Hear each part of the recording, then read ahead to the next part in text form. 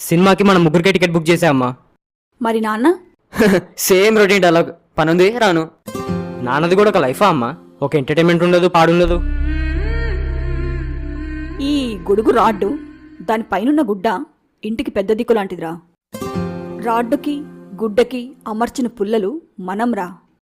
ఈ గొడుగు కిందున్న పుల్లలు హెటకారంతో పైనున్న గుడ్డతో అంటాయి, జీవితం అంటే మాది, మాకసలు ఎండా తగలదు, మేమేనాడు వర్షంలో తడవము, లైఫ్ అంటే మాలా ఎంజాయ్ చేయాలి.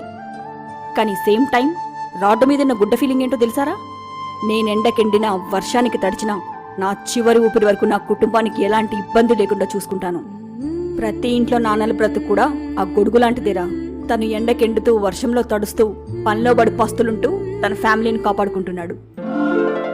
తప్పైందమ్మా. ఇప్పటి నుంచి నాన్న కూడా మనతో వస్తేనే వెళ్దామమ్మా.